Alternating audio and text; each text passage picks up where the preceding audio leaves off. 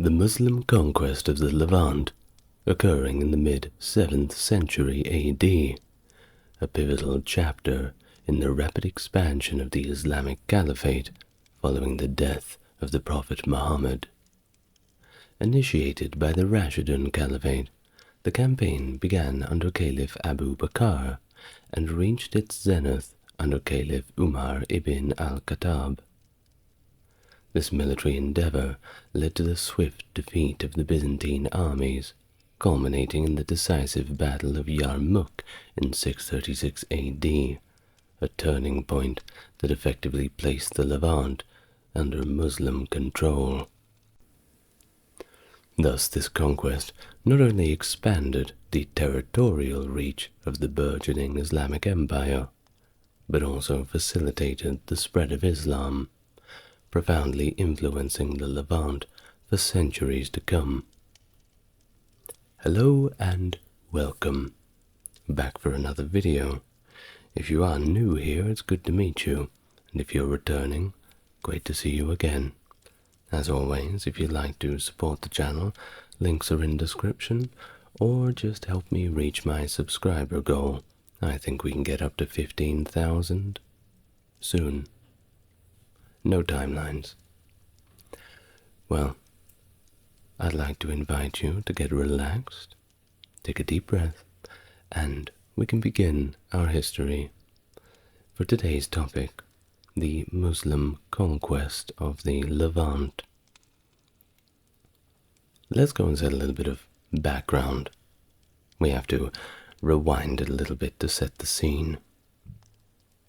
For 7 centuries before the Arab-Muslim conquest, the region of Syria was under Roman control and experienced several invasions by the Sassanid Persians during the 3rd, 6th, and 7th centuries, alongside raids by their Arab allies, the Lakhmids.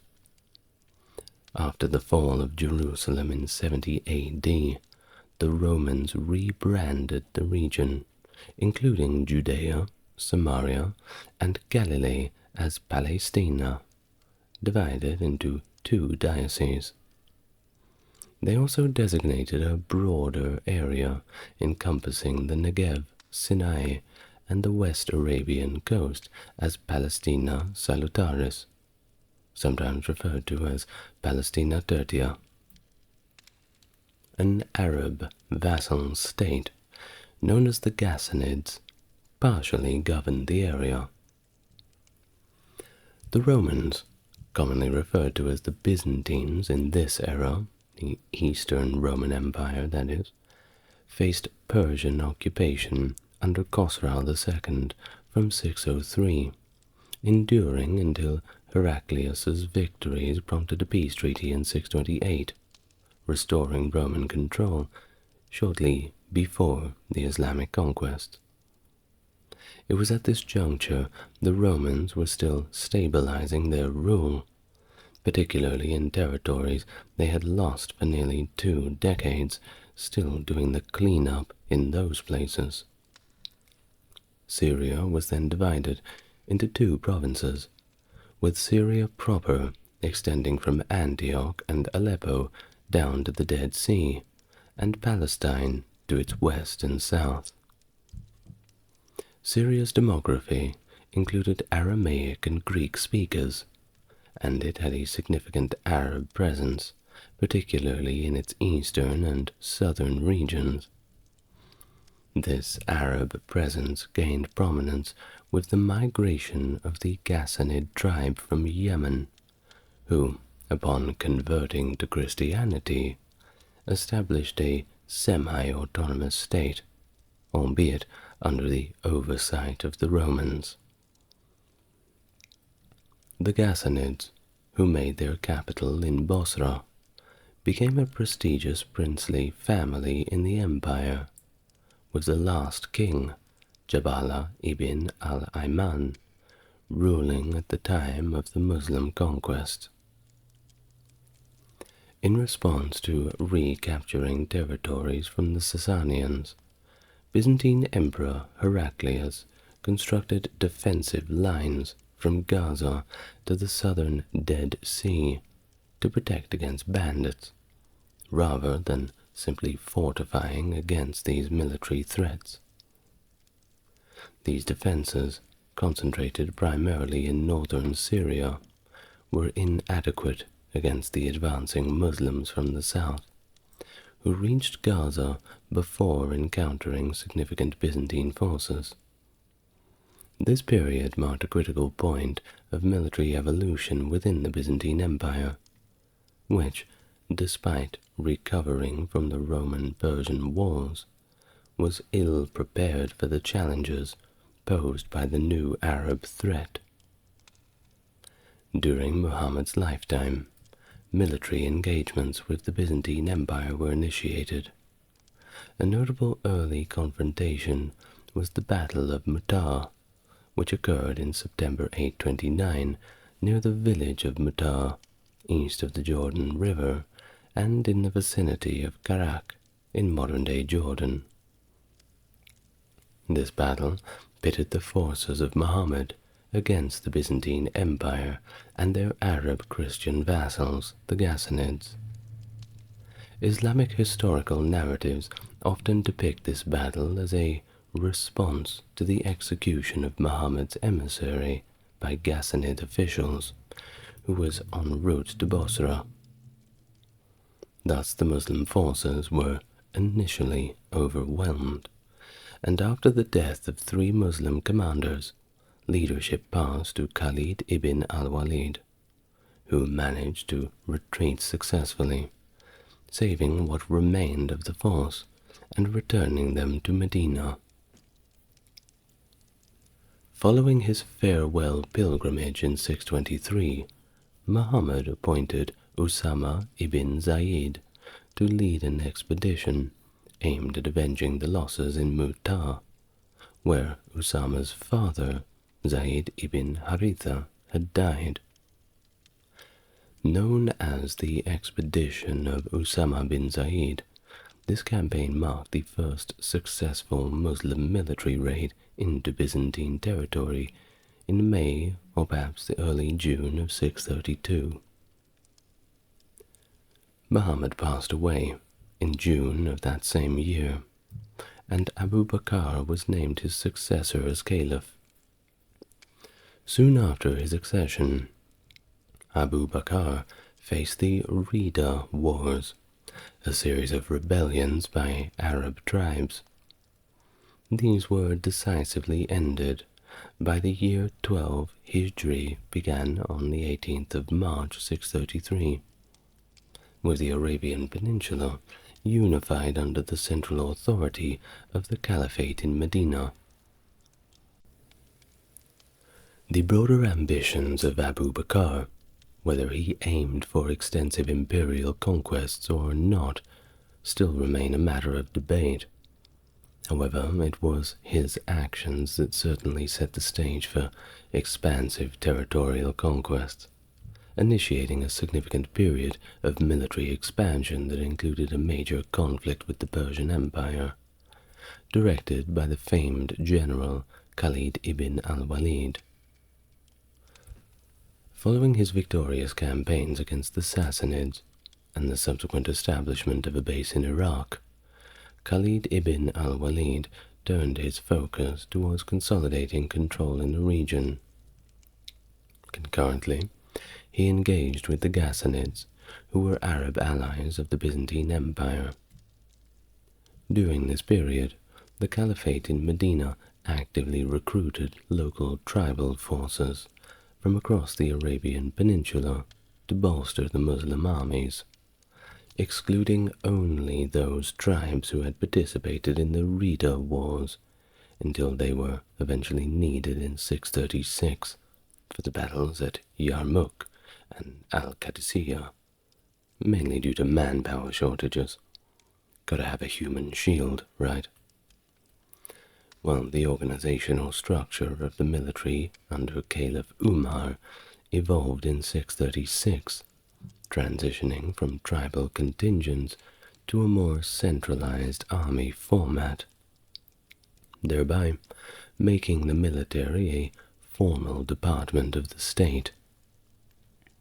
Under the leadership of Abu Bakr, the army was divided into 4 distinct corps, each tasked with a specific geographic objective and commanded by a designated leader. Amir ibn al-As was tasked with moving towards Palestine via the eastern Elat route, crossing the valley of Araba. Yazid ibn Abu Sufyan, his objective was Damascus in modern-day Syria, taking the route towards Tabuk. Shurabil ibn Hassana was directed towards Jordan, following in Yazid's path along the Tabuk route. Abu Ubaidah ibn al-Jarrah was to target Emesa, proceeding on the Tabuk route after Shurabil. Due to the uncertainty surrounding the exact location of the Byzantine forces, Abu Bakr instructed the corps to maintain close communication to support each other in case of a concentrated Byzantine counteroffensive. Abu Ubaidah was designated as the commander-in-chief to lead the unified forces should a major battle ensue. In early April 634, the Muslim forces commenced their march from camps outside of Medina. Yazid's corps was the first to set out, followed sequentially each day by the corps of Sharabil, Abu Ubaidah, and Amir. Abu Bakr personally saw off each corps, accompanying each commander for part of the march, symbolizing his support and the critical nature of their missions. His parting words, which he repeated to each of the corps commanders, were as follows, and this is his words as chronicled by the Islamic writers. In your march, be not hard on yourself or your army. Be not harsh with your men or your officers, whom you should consult in all matters. Be just and abjure evil and tyranny, for no nation which is unjust prospers or achieves victory over its enemies. When you meet the enemy, turn not your back to him, for whoever turns his back, except to maneuver for battle or to regroup, earns the wrath of Allah. His abode shall be hell, and what a terrible place that is. And when you have won a victory over your enemies, do not kill women or children or the aged, and do not slaughter beasts except for eating, and break not the pacts which you make. You will come upon a people who live like hermits in monasteries, believing that they have given up all for God. Let them be, and destroy not their monasteries, and you will meet people who are partisans of Satan and worshippers of the cross, who shave the center of their heads so that you can see the scalp. Assail them with your swords until they submit to Islam or pay the jizya. I entrust you to the care of Allah. End of the passage. The jizya, by the way, was a tax that was imposed on non-Muslims, not just on Christians, anybody who was a non-Muslim. Yazid's unit, progressing beyond Tabuk, engaged with a small retreating Christian Arab force, initially skirmishing with the Muslim vanguard. Post-conflict, Yazid directed his corps towards the southern end of the Dead Sea, reaching the valley of Araba concurrently with Amir bin al-As' arrival at Alat. Their paths were obstructed by Byzantine forward detachments intended to block their access into Palestine, although these units were swiftly overcome. However, they did manage to hinder the Rashidun from achieving their primary goals, at least for now. Meanwhile, Abu Ubaidah and Shurhabil continued advancing, and by early May 634 they had reached the area between Basra and Jabia. Emperor Heraclius, alerted by his Arab allies to the Muslim army's movements, began decisive counter-strategies. He commanded Byzantine troops from northern garrisons to converge on Ain ad-Din, positioning them to confront Amir's forces and potentially outflank the Muslim troops stationed in Jordan and southern Syria. The estimated strength of this Byzantine assembly was quite impressive, reportedly around 100,000. In late May, Abu Ubaidah relayed details of the Byzantine mobilization to Caliph Abu Bakr. Given Abu Ubaidah's lack of command experience in major military operations against such formidable adversaries as the Roman army, Abu Bakr appointed Khalid ibn Walid to take over command, declaring his resolve to overwhelm the Romans with Khalid's leadership. In early June, Khalid departed from al-Jarrah in Iraq with 8,000 troops. Faced with two potential routes to Syria, the longer through Duamat ul-Jandal and the other through Mesopotamia, which was heavily garrisoned by Romans, Khalid chose a less conventional but more direct route, straight through the Syrian desert to expedite their arrival. This decision avoided Roman garrisons and, of course, potential conflicts in northern Syria. His troops, however, had to endure 2 days without water until reaching a prearranged oasis, and not all of them made it. This strategic choice allowed Khalid to unexpectedly flank the Byzantine forces in northern Syria, significantly disrupting their defensive posture, a move considered by contemporary historians as a masterful military maneuver, by the way, that significantly compromised the Byzantine defenses. The Byzantines, who never saw them coming, never thought they would take that route through the desert. It's always impossible until somebody does it.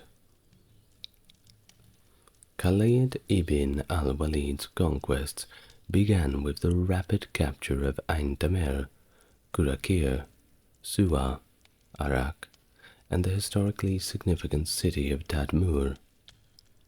Following these victories, the cities of Sukna and Al-Qaryatan and Hawarin fell to the respective battles at Al-Qaryatan and Hawarin. Khalid then advanced through a mountain pass, now named Sanita al-Uqab, named after his army's standard, redirecting his forces away from Damascus and towards Bosra, the Ghassanid capital. At this point, Khalid instructed other Muslim commanders to regroup their forces at Bosra, near the Syrian-Arabian border. Along the way, at Maraj al-Rahab, Khalid swiftly overcame a Ghassanid force at the Battle of Marj al-Rajit. Concurrently, Abu Ubaidah ibn al-Jarrah, the overall commander of Muslim forces in Syria, had Shurhabil ibn Hassana initiate a siege on Bosra with his contingent of 4,000 troops. The Roman and Ghassanid defenders, anticipating a larger Muslim force, launched a sortie from Bosra and encircled Shurhabil. However, Khalid arrived just in time with his cavalry to prevent Shurhabil's defeat. Together, Khalid, Shurhabil, and Abu Ubaidah resumed the siege, which led to Bosra's surrender in the mid-July of 634. This victory effectively dismantled the Ghassanid dynasty and expanded Muslim control over the region. Following his takeover of command from Abu Ubaidah, on the directive of the Caliph, Khalid ibn al-Walid prepared to confront these substantial Byzantine forces which were now amassing at Ain ad-Din. Despite early Muslim sources citing Byzantine numbers at 90,000, modern estimates generally question this figure. But these same estimators do acknowledge the significance of the ensuing battle in the undermining Byzantine dominance in Syria. Regardless of the numbers, it was all a big deal. Well, this decisive clash occurred on the 30th of July, with the Muslim forces achieving a critical victory. The loss exposed Syria, and particularly the large city of Damascus, to further advances by the Muslim forces. Damascus, a major Byzantine stronghold under the leadership of Thomas, Heraclius's son-in-law, became Khalid's next target. In anticipation of Khalid's approach, Thomas dispatched pleas for reinforcements to Heraclius, who was in Emesa at the time.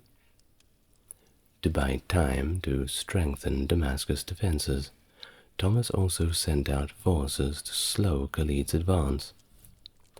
These forces, however, suffered defeats at the Battle of Yakusa in mid-August near Lake Tiberias, and the Battle of Maraj as Safar in the 19th of August, which, although managed to delay Khalid, did not stop his progress.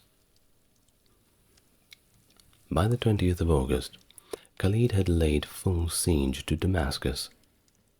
He strategically placed detachments to cut off any potential aid to the city, blocking routes from Palestine to the south, and the Damascus-Emesa road to the north, among others, hoping to starve the defenders out. Heraclius's reinforcements were decisively beaten at the Battle of Sanita al-Ukab, merely 30 kilometers from Damascus. Despite multiple Byzantine attempts to break the siege, Khalid's forces maintained their positions.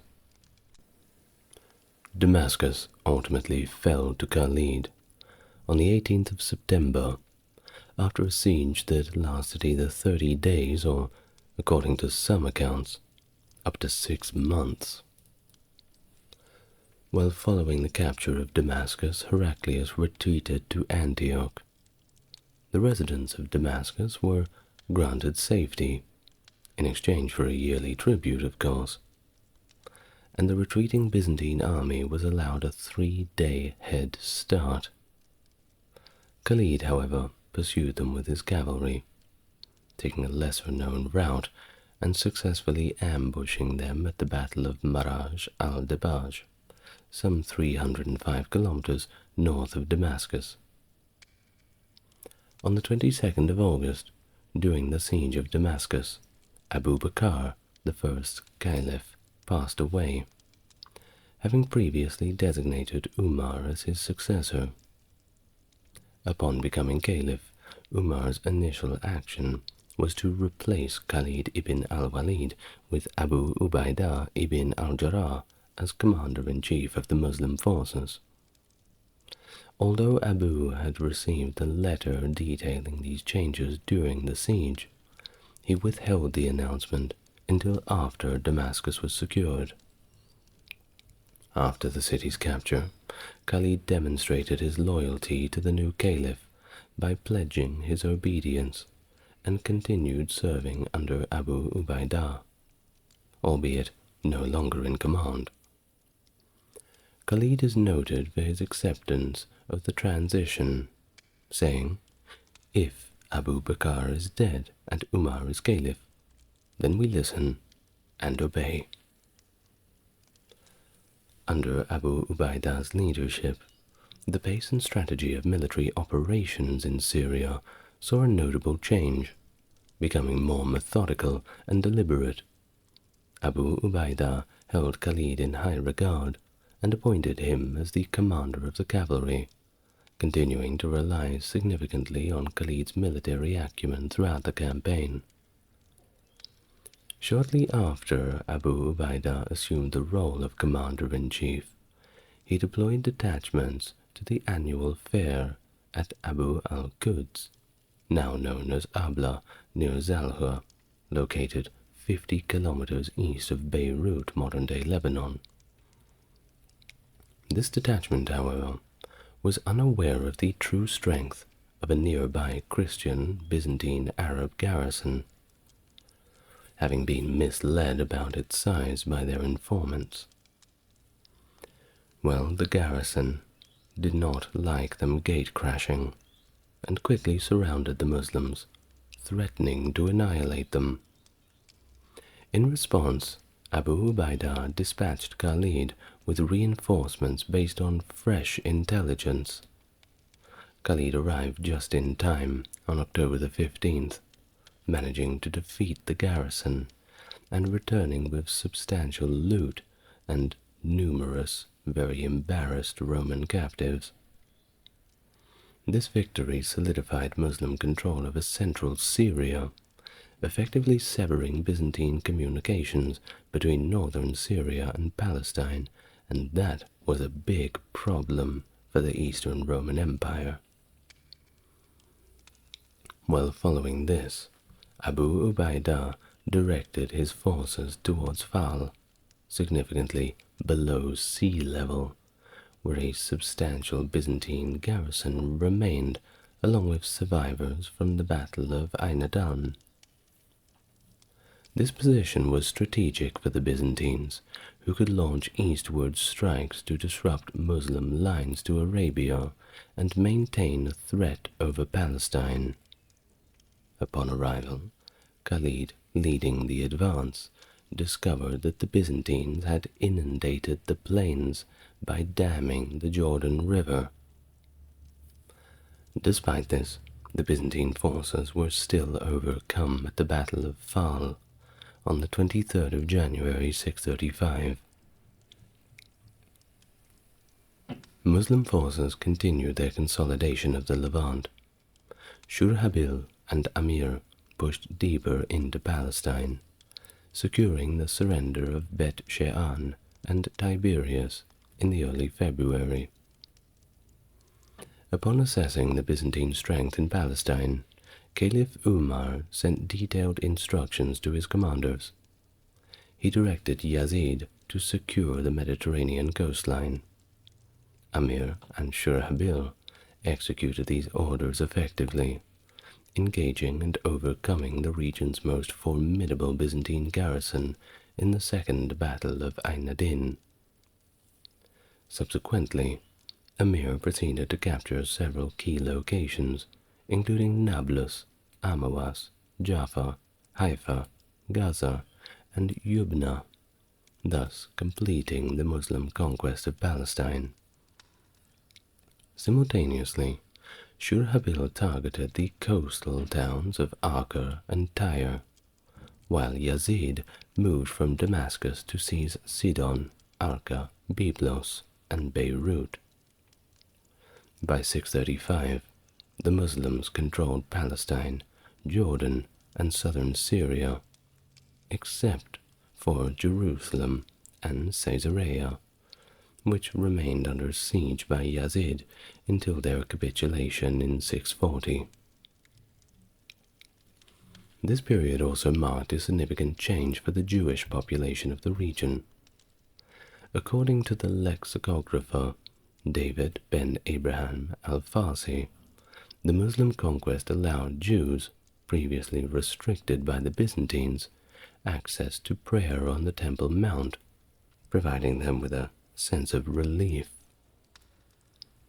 Following the decisive Battle of Fal, which effectively opened Palestine and Jordan to their control, the Muslim forces began to divide their efforts. Shurhabil and Amir directed their course southwards to secure Palestine, while Abu Ubaidah and Khalid, commanding a larger force, aimed to take northern Syria. Concurrently, Heraclius capitalized on the Muslim engagement at Fal by dispatching an army under General Theodras to reclaim Damascus, where only a minimal Muslim garrison was maintained. However, the Muslims were advancing towards Emesa, even as the Byzantine forces divided into two groups, one under Shinos and the Bekaa Valley at Miraj al-Rum, and another led by Theodras to the west of Damascus in the al-Sabora area. Under the cover of darkness, Theodras initiated a surprise assault on Damascus. However, Khalid's intelligence network alerted him to the Byzantine movements, prompting him, with Abu Ubaidah's approval, to swiftly move his cavalry toward Damascus. As Abu Ubaidah engaged and overcome Shinos' forces at Marj al-Rum, Khalid confronted and defeated Theodras in Damascus. Shortly after these engagements, Abu Ubaidah directed his attention towards Heliopolis, known for the Grand Temple of Jupiter, which capitulated to the Muslims with minimal resistance in 636, and thusly agreed to pay a rather large tribute. Khalid was then dispatched towards Emesa, where he and Abu Ubaidah received peace overtures from the local authorities, not only of Emesa, but also of Chalkis, who proposed a 1-year truce. Accepting this, Abu Ubaidah focused on consolidating control in the newly conquered territories, rather than continuing immediate offenses into Emesa and Chalkis, turning his attention to capturing Hama and Marat al-Numan instead. Despite the peace treaty, Heraclius fortified northern Syria, particularly Emesa and Chalkis, by dispatching additional troops, thus breaching the terms he agreed on. In response, Abu Ubaidah and Khalid marched to Emesa.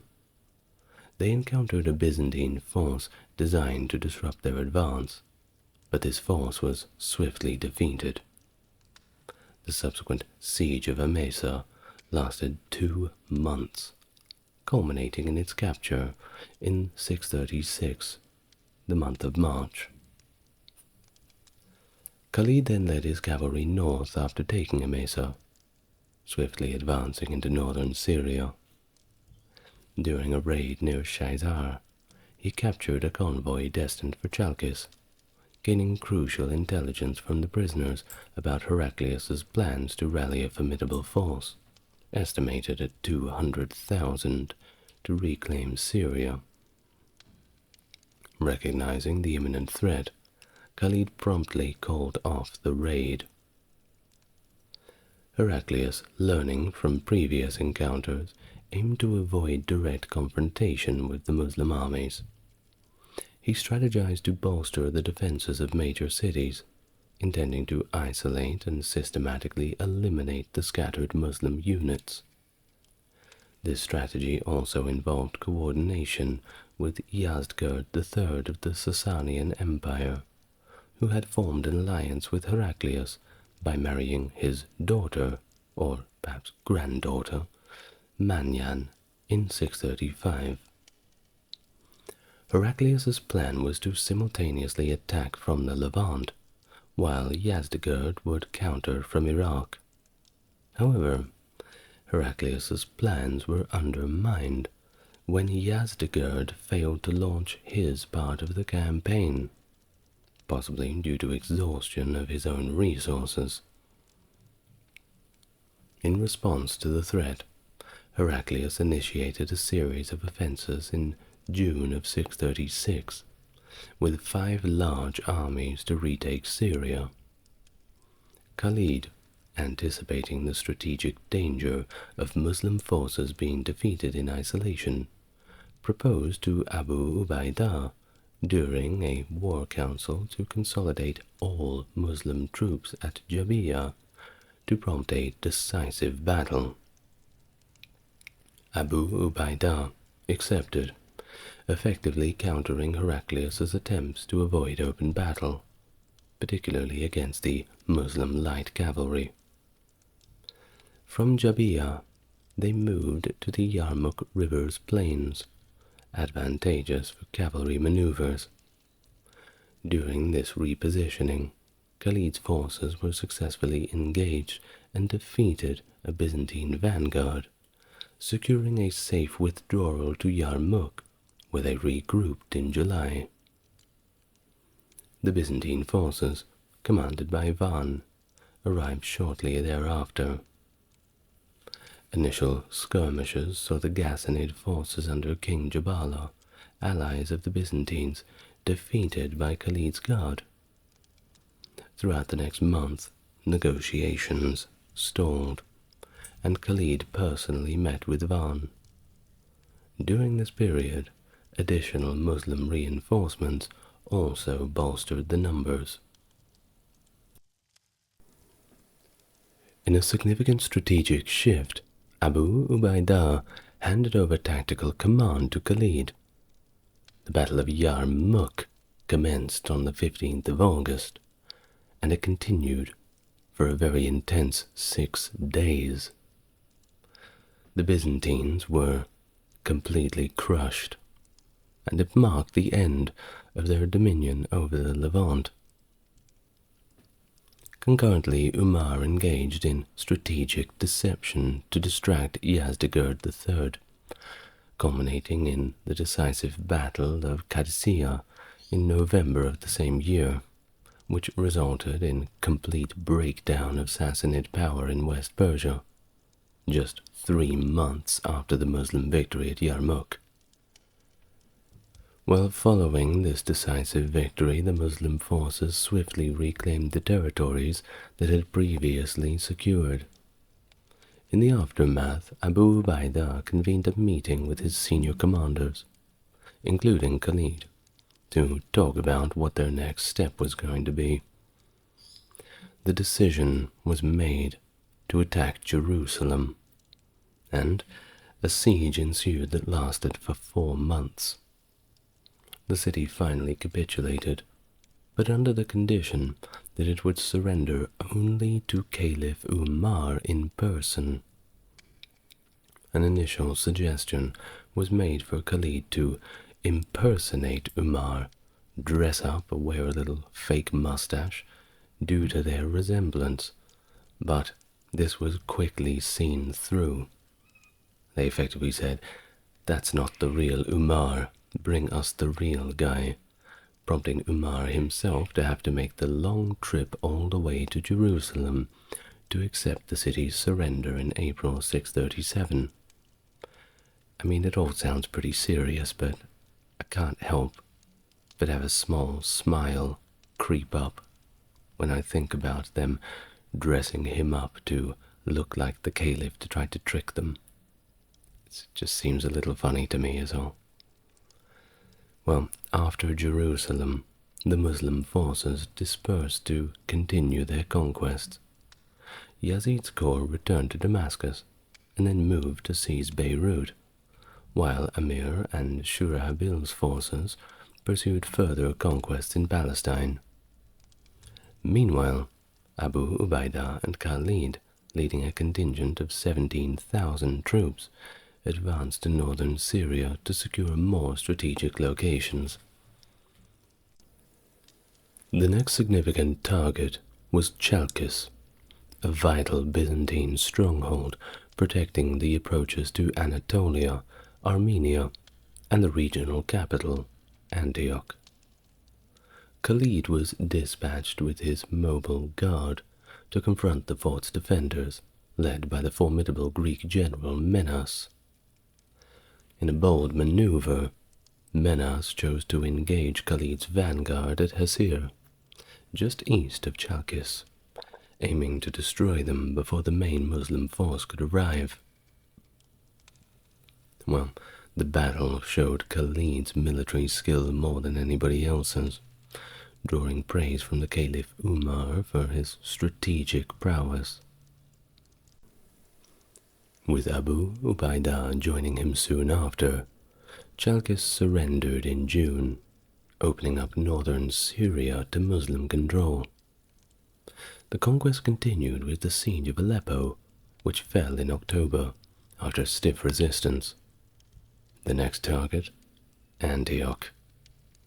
Khalid and Abu Ubaidah isolated the city from potential reinforcements from Anatolia by capturing nearby positions, including the strategic town of Azaz. This was followed by the Battle of the Iron Bridge, where the beleaguered Byzantine forces, consisting of remnants from Yarmouk and other campaigns, were decisively beaten. Antioch capitulated on the 30th of October, under the terms that all Byzantine troops could safely return to Constantinople. While the Muslim commanders then split their efforts, Khalid headed north, extending raids into Anatolia, while Abu moved south to secure the Mediterranean coast, capturing Tartus, Jabla, and Latakia. Emperor Heraclius, who had been in Antioch, retreated to Edessa before the Muslim forces arrived, and made preparations to defend the regions of Jazira and Armenia. Leaving for Constantinople, he narrowly evaded capture by Khalid near Marash. His escape through the Cilician Gates, marked his somber resignation to the loss of Syria, lamenting its fall as he departed from the region. In 638, following the Battle of Yarmouk, the Byzantine Empire's weakened state left it vulnerable, unable to mount a successful counter-offensive. Thus Emperor Heraclius sought to distract the Muslims by encouraging the Christian Arab populations in Jazira, particularly in Circesium and Hit, to act. These groups amassed an army and advanced towards Emesa, where Abu Ubaidah had established his headquarters. Faced with this new threat, Abu consolidated his forces in Emesa, facing a siege from the Christian Arabs. Khalid advocated for a direct confrontation, but Abu deferred the decision to Caliph Umar, who responded by dispatching reinforcements from Iraq, including a contingent led by Kaka ibn Amir, a seasoned commander from both Yarmouk and Al-Qadisiyah. Meanwhile, the Muslim armies initiated offenses into Hit and Circesium in 638. Hit proved to be well fortified, leading the Muslim armies to lay siege while the main force pursued the offensive towards Circesium.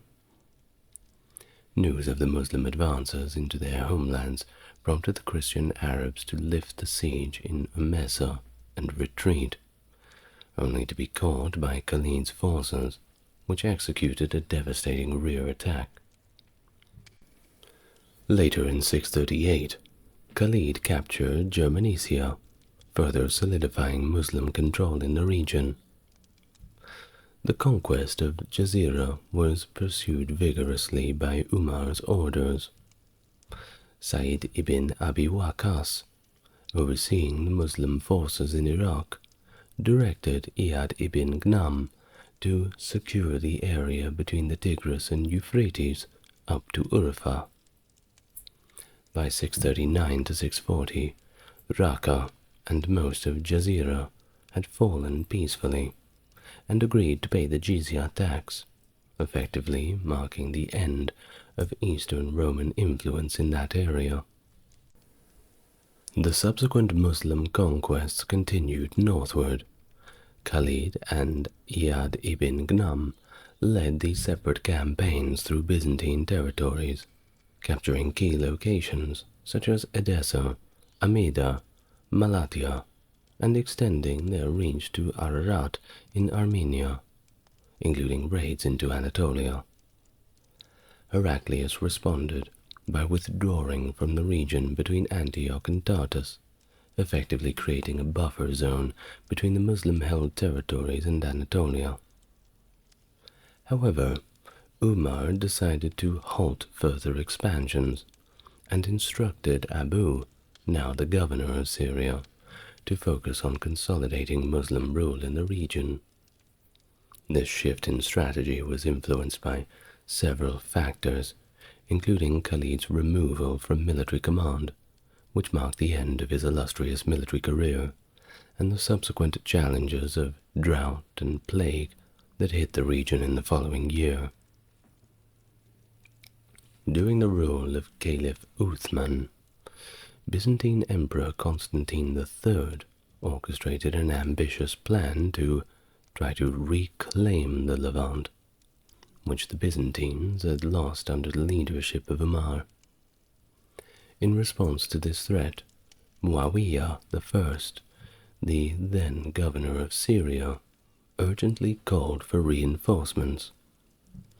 Uthman promptly directed the governor of Kufa to dispatch troops to aid Muawiyah. The combined force successfully repelled the Byzantine offensive in northern Syria. So there goes that idea.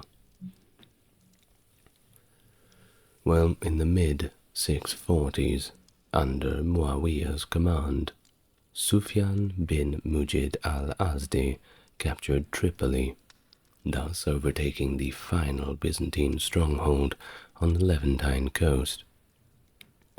Recognizing the strategic advantage of a naval force, Uthman authorized Muawiyah to establish a fleet. This new naval capability allowed the Muslims to extend their reach to Cyprus in 649, and subsequently to Crete and Rhodes. Their continued raids into western Anatolia deterred further Byzantine attempts to retake Syria. In the years 654 to 655, amidst rising internal dissent within the Caliphate that eventually led to Uthman's assassination in 655, plans were set for a significant expedition aimed at capturing Constantinople. However, the turmoil delayed this venture for decades, with later unsuccessful attempts made during the Umayyad era. Post-conquest, Syria was administratively divided into 4 districts: Damascus, Jordan, Palestine, and the later addition of Jund Kinasrin. The Arab military was stationed in separate camps, allowing life for the local populace to continue relatively undisturbed, at least for the moment. The Muslim administration actually exhibited quite a bit of tolerance towards the religious communities of Jews and Christians. But new taxes were implemented. The Kharaj, a land tax based on agricultural productivity, and of course the aforementioned jizya, a tax levied on non-Muslims, which was justified in exchange for state protection and exemption from military service. Initially, the Byzantine civil service system was maintained, and Greek remained the administrative language in the newly conquered Muslim territories for another 5 decades. Of course, this period eventually set the stage for the rise of the Umayyad dynasty, following the First Muslim Civil War, sparked by Uthman's murder and the contentious appointment of Ali as caliph. The Umayyads, taking Syria as their power base and Damascus as their capital, marked a new chapter in Islamic governance, steering the caliphate for a subsequent century and requiring its own video. And with that, we reach the end of our video for today. I hope you enjoyed it. I'd like to thank my top-tier patrons, Stark Factory, JC, and Jeffrey. Thank you very much, lads, for supporting the channel. If you'd like to do so, you know what to do. Well, with that, I will say good night. Somebody has just started hammering something next door. I don't know what that is, but thank them for holding off until the end of the video. I will see you tomorrow, same time, same place. Goodbye for now.